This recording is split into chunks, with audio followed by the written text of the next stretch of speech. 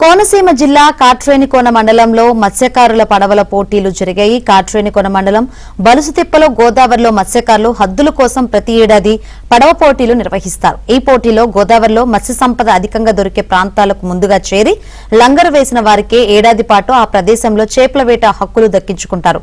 బలుసుతిప్ప నుంచి యానం కోటిపల్లి వరకు జరిగే పోటీల్లో గతంలో నాటు పడవలు ఉపయోగిస్తుండగా ప్రస్తుతం వాటి స్థానంలో మరపడవలు వచ్చాయి. అయితే ఈ పడవ పోటీల్లో ఆర్థికంగా బలమైన వారికే అధిక అవకాశం వస్తుందని స్థానికులు చెబుతున్నారు.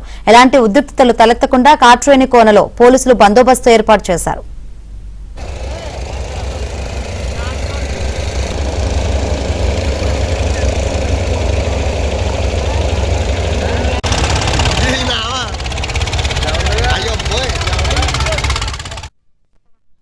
ఇక్కడ నుంచి బలుస్తెప్ప నుంచి ఈ పల్లంకూరు గోదావరి అవనండి, ఎదుర్లం గోదావరి అవనండి, కోటిపల్లి వరకు కూడా మరి మా గ్రామం నుంచి లంగాల కట్టలు కట్టుకునే మరి ఫిషర్మెన్ ఉన్నారు.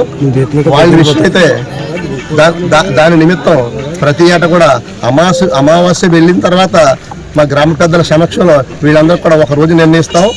ఈ లంగాల కట్టు నావలు బయలుదేరడానికి అంటే మీరు మరి పోటీ కింద పోటీ విధానం వస్తుంది. ఇది అంటే బ్రతుకు విధానం కోసం మరి పోటీ పడ్డ తప్పడం లేదు. కాబట్టి ప్రతి ఏటా కూడా మరి ఈ రోజు మేము నిర్ణయించడం జరిగింది. ఎవరికి ఇబ్బంది లేకుండా కూడా మరి బయలుదేరి వెళ్ళారు.